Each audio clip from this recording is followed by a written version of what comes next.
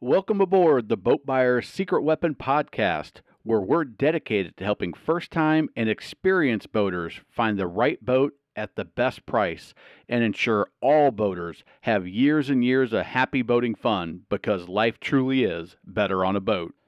Today's podcast is sponsored by the best boat captain on the water training. It takes the stress, frustration, and swearing out of those dockings and other tough situations so you can have total control of your boat or pontoon. Visit bestboatcaptainonthewater.com for a short video and all the details. Now, let's hop aboard and have some fun. Hey, it's Captain Matt, Boater Secret Weapon. Today we're talking about boat buying mistakes that are all too common buying new or used boats. Let's jump right in. The first one, I think this is probably the most common mistake on new and used, is buying a boat with too small of a motor. Whether it's you're putting a 50 on a pontoon, but you want to do some water sports and you're going to put 8 people on it. Whether you go with the 3.0 liter or the 4.3 liter and you get the smallest engine available to save some money. Remember, when you're looking at horsepower, you want to make sure the boat's going to be able to perform, to do the things you want to do with the type of weight that you're going to put on a boat. The more weight you put on the boat, the slower that boat's going to go and the slower it is to accelerate. So in your test drive, with just you and a salesperson, the boat you may say, yeah, that'll work. I think that's going to be great. But when you add all your gear, you add a cooler, you add 6 more people, you add a full tank of fuel instead of just a few gallons, it can make a big, big difference in your performance. And you can go from, yes, I think that will work, to very, very disappointed. So keep in mind the horsepower. That's why we'll talk about another mistake that can help you avoid this one completely. The next is there are so many different styles of boats out there. It's just flat out choosing the wrong style for what you want to do with the boat. If you want to do a bunch of water sports and you don't have the right horsepower, or you get a cruiser, or you want to go fast and you get something that is not designed to go fast. You want to go to the sandbar, but it's got the fishing layout. The layout and the style of the boat can have a dramatic impact on how much you enjoy it. So I really tell you to ask the question, what's 80% of what we're going to do? And then let's make sure we get the boat that's going to do that 80% really, really, really well. And then maybe we can do the other 20% of things that we want to do. That's going to lead you in the right direction of the style. Go to the First Time Boat Buyer Academy, some of our other videos that talk about boat styles, and it'll help you zero in on the right style on the channel. The next is getting a boat that's either too small or too big, because you can go both directions. Too small is you've got a family of 6 and you get a boat that's got a capacity of 8. You think, oh, we're fine. Well, remember that capacity plate, not only is it whichever comes first, the weight or the number of people. Usually you hit the weight first if you have adults, because the average weight they're using these days can be as low as like 140 pounds. That can really skew the number of people you can put on the boat. And even if you have 6 and the boat doesn't have real comfortable seating for 6, you want to make sure that you figure out, all right, where are people going to sit? Where are we going to put actual butts? And then is the weight going to work as well? And then we talked about the performance of the horsepower. With that weight, will we get the performance that we need? But you can also go on the other side. You can go too big, and you can be, this is more specific for first-time boat buyers. You can get a boat that's too big for the body of water you're on. You can get a boat that's too big for the situation in which you're going to be handling it. If you're the only one that's going to be driving, trailering, docking, tying up, and maneuvering the boat, well, if you've got a 40-footer, that may be too much for you, even a 30-footer, depending on how mobile you are and your skill level and your confidence level. Those types of things do matter. Another thing that people don't really consider when looking at size is sometimes it can be difficult to get a boat loan or boat insurance if you don't have any experience as a boat owner and you want to jump right into a 40-footer or above. They may say, you know what, we aren't going to insure this, and you may have a difficult time. You may have a lender that says, you know what, we're not going to loan on this because you never even owned a boat before, and you're jumping into something too big, and they see defaults on that type of stuff. So the too big can be a number of different things. The too small is more, where is everybody going to sit? Is it going to handle the type of water that you're going to be on? And with the weight that you're going to put on it, is it going to perform the way you want it to perform? The next is not truly understanding the true cost of ownership. That's why I created this video. How much does owning a boat truly cost? The unbiased truth is because so many people in the industry will talk about how inexpensive boating is, and it can be 100% accurate, but you need to understand that there's more than just the cost of the boat and the down payment. You have gear, you have storage, you have maintenance, you have fuel, you have the cost of winter storage, depending on if you can leave the boat in the storage place that you choose year round, and it may depend. And the repairs, at some point something will break on your boat. I promise you it will, whether you ding it, whether it's a mistake you make, whether the boat just needs to, something bad happened, whether it just wears out. At some point something on your boat will break, and you need to be able to figure that into your overall budget for your boating fun. And that's why I created this video. It's a great one to watch if you are boating on a budget, which 90% of the people are. They don't have unlimited funds, so that's a great one to check out and to avoid that mistake. The next, we talked about it in the terms of cost, but it's also, where will the boat be stored? Where will you store it during the season? There is a limited amount of storage space available for boats in most parts of the country. If you can't park it in your driveway because you're HOA, if you don't have a storage lot near you, are you going to keep it at a marina, in the water? Those are crazy limited in a lot of areas, and they can be very expensive at times. Are you going to store it in a dry stack marina, which is super convenient, keeps the boat nice out of the water, but again, very, very limited and only available on certain bodies of water? Are you going to keep it in an outdoor storage, maybe covered, maybe not? Maybe it's a gravel lot. Can you get a space when you want it? Maybe you want it indoor. Figure this out before you buy the boat, because if you don't start looking at storage until after you buy the boat, you very, very well could be in a situation. Don't be shocked if you get in the situation where there's no storage available. So now you have the boat, and now you don't have anything to do with it. You don't have anywhere to put it, to use it for the season. It's a very, very common thing to happen, and put that searching for storage before you put the writing for the check and taking delivery of your boat. Another mistake that can be made is, what are you going to do with it in the winter time? If you can't leave the boat in your normal storage spot for the season over the winter, well, what are you going to do with it? Do you have to get it shrink wrapped? Do you have to get it blocked up and put on the hard? Do you want to store it indoors? What's the right situation for you? And is there availability? It's limited.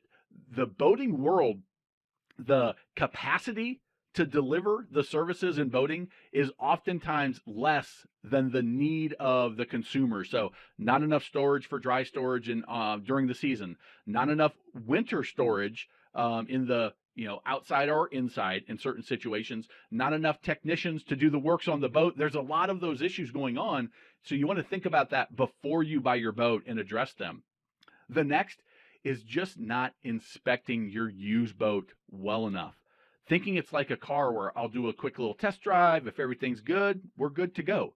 Well, the reality is my channel really started around this, is trying to educate people on how to avoid these mistakes. And that's what most of the education is on. And I realized I never made the what are those mistakes specifically in a single video, but you can go through the channel and you can figure out how to inspect it. But there are so many things that can be a problem when you buy a used boat. Even a new boat, you want to inspect that. We talk about that. The Boat Buyer's Toolkit's totally free and something that you can get to help you along. And like I said, there's a bunch of videos as well.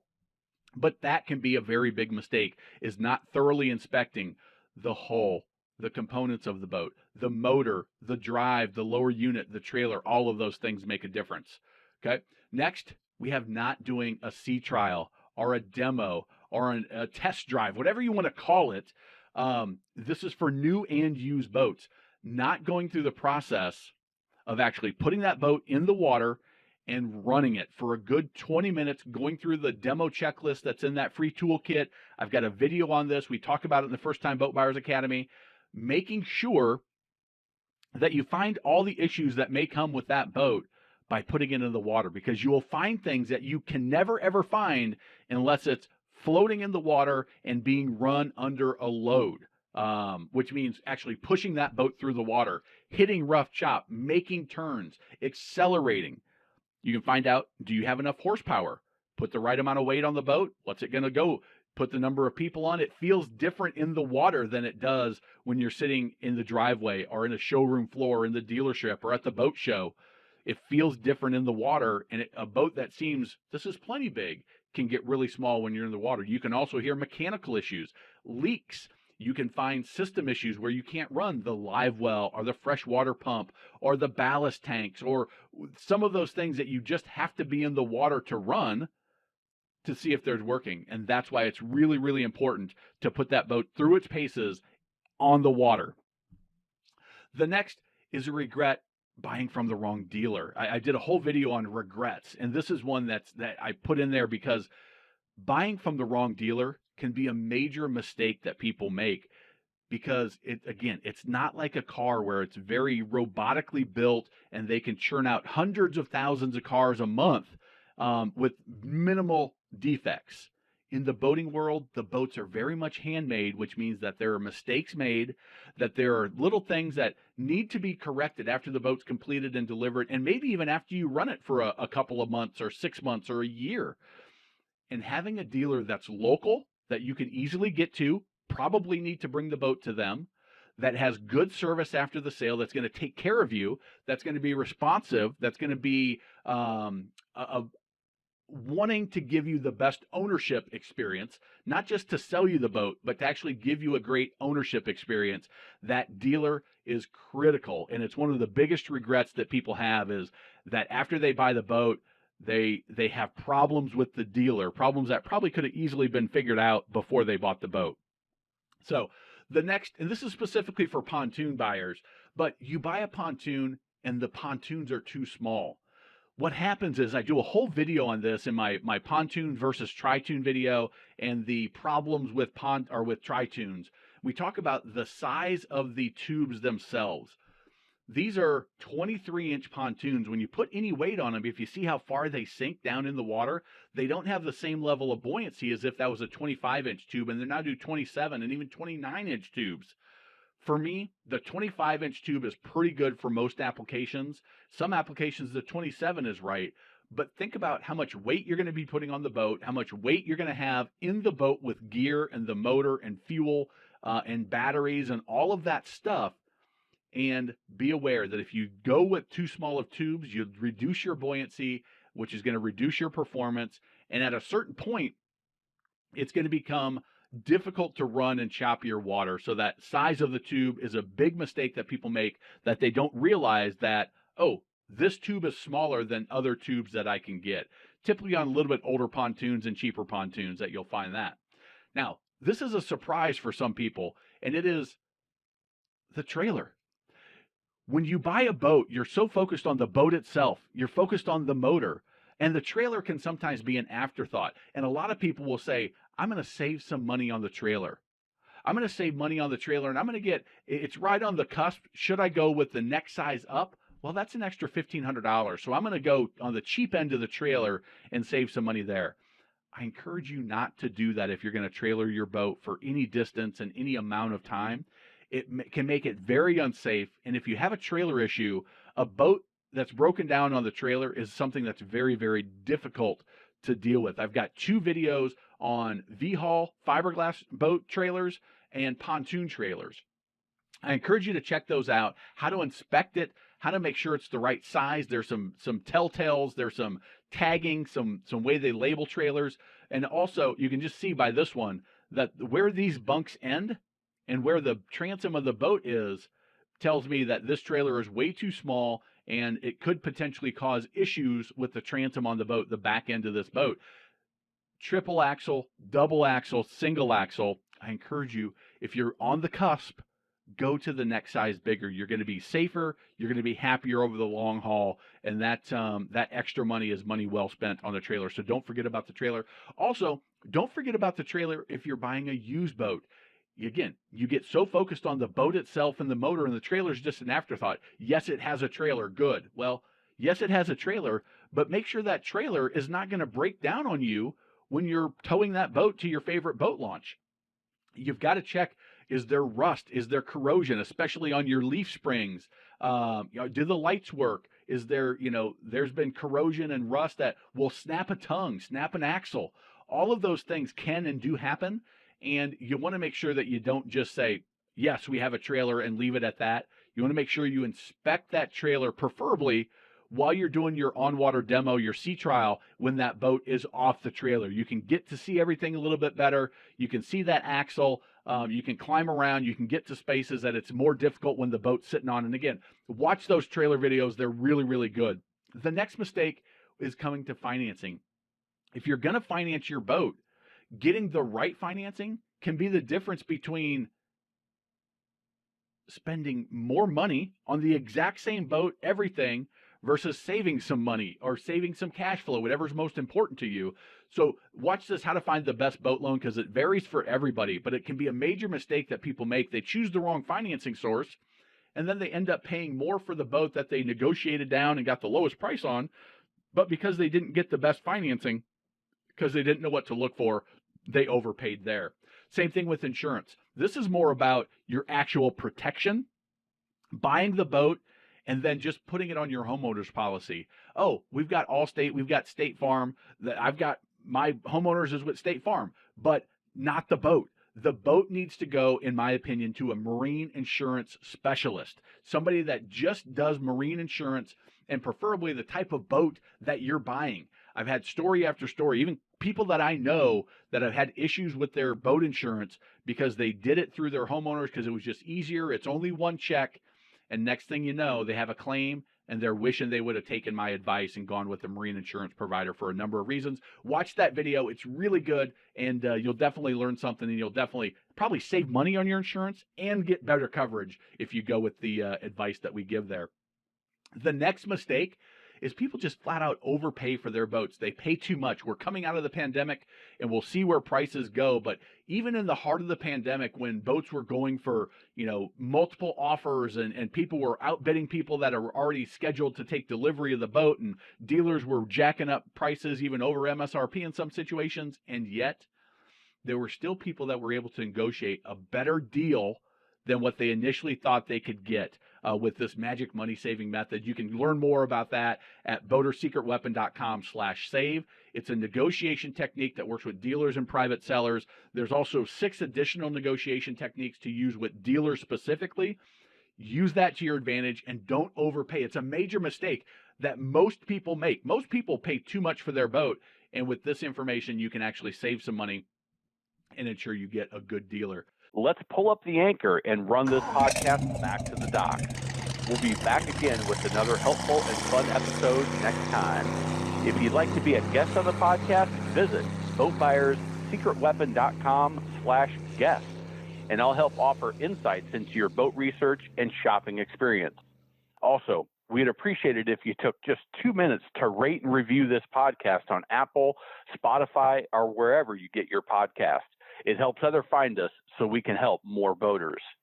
By the way, if you want to ensure you find the perfect boat at the lowest possible price so you can buy with 100% confidence, visit boatbuyerssecretweapon.com/academy for a short video and all the details. Now, before we go, I want to leave you with a few first-time boating tips for when you own your new boat. Number 1, know your local boating laws, basic navigation rules, and how to operate your boat safely. It'll make boating even more fun for everyone. 2, be aware of your wake at all times and pay attention to no wake zones because you are responsible for your wake. When maneuvering at slow speeds, you can put out an enormous wake. If going slow, be courteous, save some fuel, and drop down to idle speed, just in forward gear to ensure there is no wake. This could save you an expensive ticket and will keep you from being that guy on your waterway. Number 3, boats do not have headlights. They have docking lights, specifically made for seeing in tight quarters and docking. Do not turn your docking lights on while cruising down the water. It can blind other boaters and is very dangerous, and again, could save you an expensive ticket. Number 4, follow the maintenance schedule for your boat. Change the oil, impeller, gear lube, winterize if you need to winterize in your area. Inspect your trailer tires, bearings, and grease the hubs if you're a trailer boater to ensure you don't experience expensive and unnecessary repairs that will impact your boating time. Number 5, always double check your plug is in, your battery is charged, and the fuel is full before heading out for a day on the water. It could just save your boating day. And if you're a trailer boater, I've got a few extra tips. Number 1, at the boat ramp, prepare your boat, your gear, and your guests in the staging area. Then, when you're ready, back down the ramp, unload the boat, head to the parking lot, and right back down to your boat to be fast and courteous to your fellow boaters, and don't tie up that ramp unnecessarily. Next, use transom tie-down straps when trailing your boat. Very bad things can happen if you don't, and they do happen. 3, check everything in the boat is secure before heading down the road. Seat cushions, gear, keys, towels, even tubes and lily pads can get blown out when pulling your boat down the highway or interstate. And most important, have fun. Enjoy your boat and get on the water as much as possible, because life truly is better on a boat. Until next time, this is your friend in boating, Captain Matt.